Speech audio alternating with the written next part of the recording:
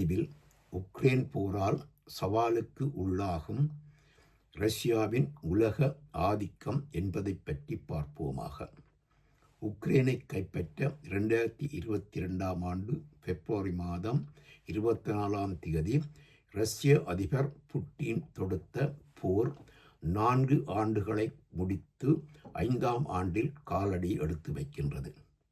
உக்ரைனை ஒரு வாரத்துக்குள் கைப்பற்ற முடியும் என்ற கனவுடன் ரஷ்ய அதிபர் விளாடிமிர் புட்டின் போரை தொடங்கிய போது உக்ரைனின் நட்பு நாடுகள் உக்ரைன் ரஷ்யாவை எதிர்கொள்ளும் படை வலிமையோ கட்டமைப்போ கட்டுக்கோப்போ இல்லாத ஒரு நாடு என கருதினர். உக்ரைனின் நட்பு நாடுகள் ரஷ்யா உக்ரைனை ஒரு சில வாரங்களுக்குள் கைப்பற்றிவிடும் என எதிர்பார்த்தன. எல்லா எதிர்பார்ப்புகளையும் கடந்து 4 ஆண்டுகள் உக்ரைன் ரஷ்ய ஆக்கிரமிப்பை எதிர்த்து நிற்கின்றது. அது பல புதிய படைக்கலங்களை உருவாக்குவதுடன் புதிய போர் உபாயங்களையும் உத்திகளையும் உருவாக்குகின்றது.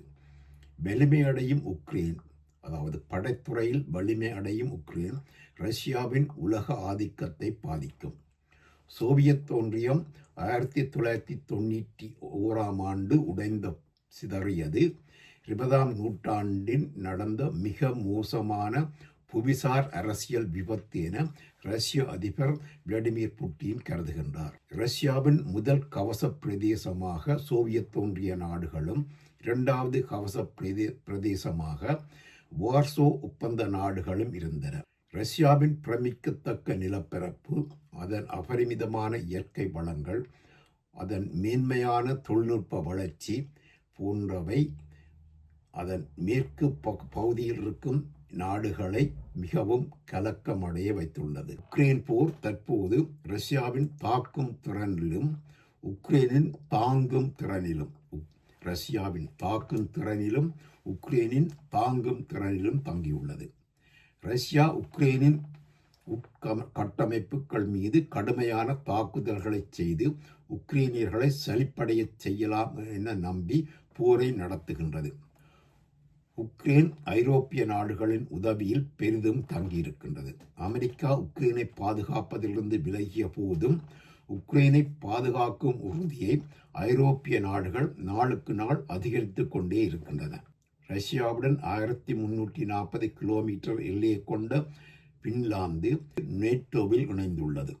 உக்ரைனுக்கு படைக்கலன்களையும் பயிற்சியையும் பின்லாந்து வழங்குகின்றது. தனது படைத்துறை வலிமையை பின்லாந்து அதிகரித்து கொண்டே இருக்கின்றது. அது அமெரிக்காவிடமிருந்து 64 F-35A லைட்னிங் II ஃபைட்டர்ஸ் விமானங்களை வாங்குகின்றது. நேட்டோவை விரிவாக்கம் செய்ய விட மாட்டேன் என சூளுரைத்த புட்டினிற்கு இது பெரும் அடியாகும். பின்லாந்து மட்டுமல்ல, ஸ்வீடனும் நேட்டோவில் இணைந்து கொண்டது. வடக்கு ஐரோப்பாவில் ரஷ்ய ஆதிக்கத்திற்கு இந்த 2 நாடுகளும் பெரும் சவாலாக அமைந்துள்ளன. உக்ரைன் போராலும் மேற்கு நாடுகளின் பொருளாதார தடையாலும் ரஷ்ய பொருளாதாரம் சிதைவடையும் என எதிர்பார்த்தமைக்கு மாறாக ரஷ்ய பொருளாதாரம் கனடாவையும் பிரேசிலையும் தாண்டி உலகின் பெரிய பொருளாதார நாடுகளின் பட்டியலில் 11ஆம் இடத்திலிருந்து 9ஆம் இடத்திற்கு முன்னேறியது. உக்ரைன் போருக்கு ரஷ்யா செய்த செலவுகளால் இந்த பொருளாதார வளர்ச்சி ஏற்பட்டது. அதாவது இந்த பொருளாதாரம் ஓர் போர்சார் பொருளாதாரமாகவே கருதப்படுகின்றது. படைத்துறை செயற்பாடுகளுக்கும் அதற்கான உற்பத்தி விநியோகம் போன்றவை முடுக்கிவிடப்பட்டதால் பொருளாதாரம் முன்னேறியது. ஆனால் ரஷ்ய அரசுக்கு சார்பான ஊடகமான நெசாவிசிமயா கசட்டா என்ற ஊடகம் மற்ற அத்தியாவசிய உற்பத்தி துறைகளில் 8 லட்சத்துக்கு அதிகமான ஆளணி பற்றாக்குறை ஏற்பட்டுள்ளது என்கின்றது. உக்ரைனில் ஆளணி இழப்பு 5 லட்சம் முதல் 6 லட்சம் வரை என மதிப்பிடப்பட்டுள்ளது. ஆனால் ரஷ்யாவின் உயிரிழப்பு மற்றும் கடுமையாக காயப்பட்டோர்களின் எண்ணிக்கை 12 லட்சத்துக்கும் அதிகமானதாக சொல்லப்படுகின்றது. பல இளைய ரஷ்யர்கள் நாட்டை விட்டு வெளியேறுகின்றனர். இது எதிர்காலத்தில் ரஷ்ய பொருளாதாரத்துக்கு பெரும் பின்னடைவை ஏற்படுத்தும். ரஷ்ய அரசு ஆதரவு ஊடகமான நிஜவிசிமயா கசட்டா என்ற அந்த ஊடகம் ரஷ்யாவின் பொருளாதாரம் பின்னடைவை சந்தித்திருப்பதை ஒத்துக்கொள்ளுகின்றது. விலைவாசி அதிகரிப்பை விலக்கிவிட்டு பார்த்தால் ரஷ்ய பொருளாதாரம் 2026ஆம் ஆண்டு 3 விழுக்காடு தேய்வடையும் என அந்த ஊடகம் எதிர்வு கூறுகின்றது. ரஷ்ய உக்ரைன் போர் நடந்து கொண்டிருக்கும் போது ரஷ்யாவிடமிருந்து எரிபொருள் வாங்குவதை தவிர்க்க மேற்கு நாடுகள் வேறு எரிபொருள் வழங்கல்களை தேடிக்கொண்டிருக்கின்றன. போர் முடிந்த பின்னர் உலகச் சந்தையில் எரிபொருள் விலை வீழ்ச்சி அடையும். அது ரஷ்யாவின் எரிபொருள் வருமானத்தை பாதிக்கும். இப்பொருளாதார பின்னடைவால் எதிர்காலத்தில் ரஷ்யாவின் உலக ஆதிக்கம் வலுவிழக்கலாம். Make America great again, America first ஆகிய இரண்டும் அமெரிக்காவின் உலக ஆதிக்கத்தை மேலும் அதிகரிக்கும் எண்ணக்கருக்களாகும். அவை நிறைவேற்றப்படும் போது ரஷ்யாவின் உலக ஆதிக்கம் பெருமளவில் குறையும். ரஷ்யா தனது உலக ஆதிக்கத்தை மீண்டும் நிலைநிறுத்த உக்ரைன் போன்ற வலிமைமிக்க நாடுகளின் பகைமை பெரும் பின்னடைவாக அமையும். ரஷ்யா உக்ரைன் போரில் கவனம் செலுத்தி கொண்டிருக்க மத்திய ஆசிய நாடுகளை தன் பக்கம் இழுக்க அமெரிக்கா முயல்கின்றது.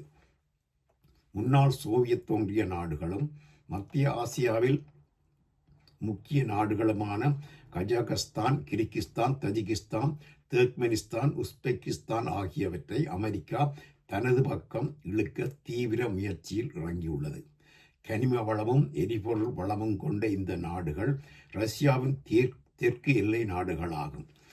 இங்கு ஆதிக்கம் செலுத்த சீனா, துருக்கி ஆகிய நாடுகளும் ஈடுபட்டிருந்தன. தற்போது அமெரிக்காவும் அவற்றை தன் பக்கம் இழுக்கும் முயற்சியில் ஈடுபடுகின்றது.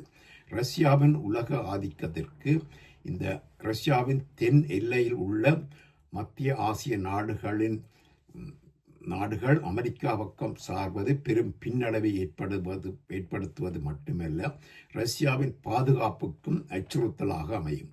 2022ஆம் ஆண்டு பிப்ரவரி மாதம் ரஷ்யா உக்ரைன் மீது படையெடுக்கும் போது ரஷ்யாவிடம் உக்ரைனிலும் பார்க்க எண்ணிக்கையிலும் அதிகமான, தரத்திலும் அதிகமான உயர்வான விமானங்கள் பல இருந்தன.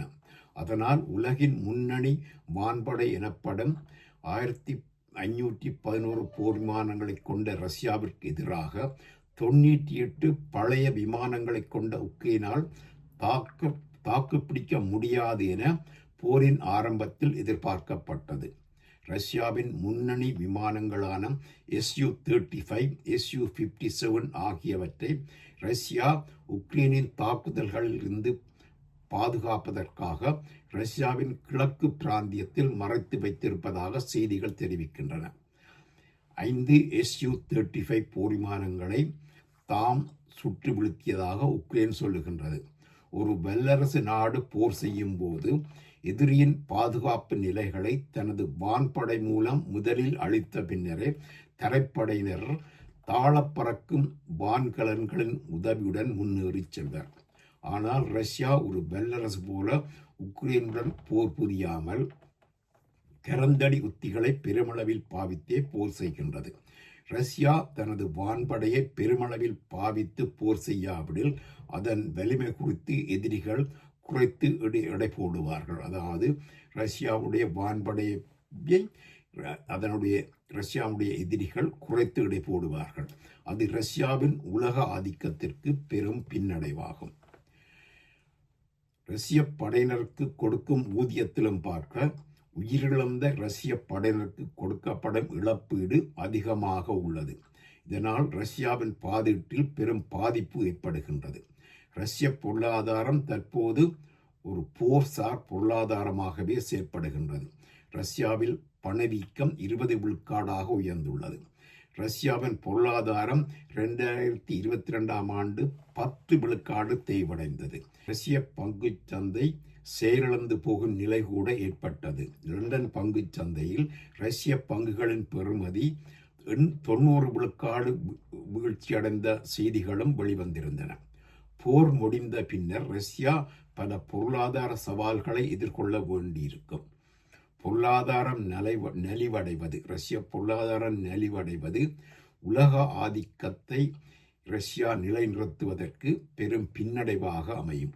2022 ஆண்டு ஏப்ரல் மாதம் 14ஆம் தேதி ரஷ்யாவின் 10,000 தொன் எடையுள்ள மொஸ்கோவா என்னும் வழிகாட்டல் ஏவுகணை தாங்கி கப்பல் உக்ரேனிய ஒடிசா மாகாணத்திலிருந்து 65 கடல் மைல் தொலைவில் கருங்கடலில் பயணிக்கையில் உக்ரேனிய படையினர் வீசிய 2 R-360 நெப்டியூன் ஏவுகணைகள் மூலம் தாக்கி மூழ்கடிக்கப்பட்டது.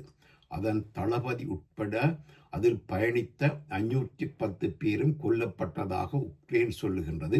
அதை ரஷ்யா மறுத்துள்ளது. ரஷ்யாவின் தலைநகரின் பேர் சூட்டப்பட்ட மொஸ்கவா கப்பல் அதன் கடற்படையின் பெருமை மிகு கப்பலாகும். அதற்கு 2 நாட்களுக்கு முன்னர் உக்ரேனிய உலங்கு வானூர்திகள் ரஷ்யாவின் பெல்கரோட் நகருக்குள் ஊடுருவி ரஷ்ய படையினருக்கு எரிபொருள் வழங்கும் குதம் ஒன்றையும் அளித்தனர்.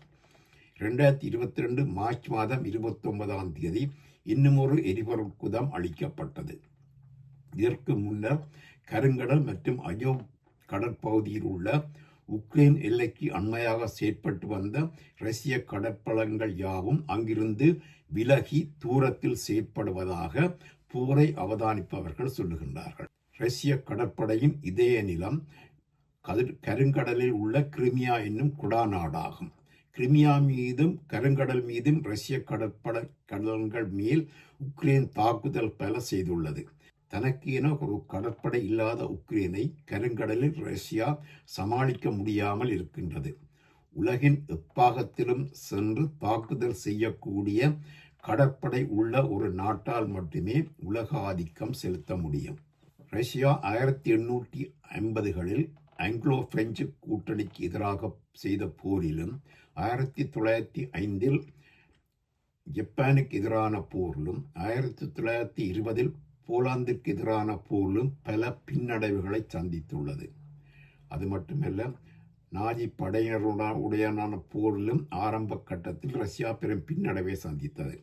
1994 முதல் 96ஆம் ஆண்டு வரை நடந்த முதலாம் செஸ்னிய போரிலும் ரஷ்யா பின்னடைவை சந்தித்தது.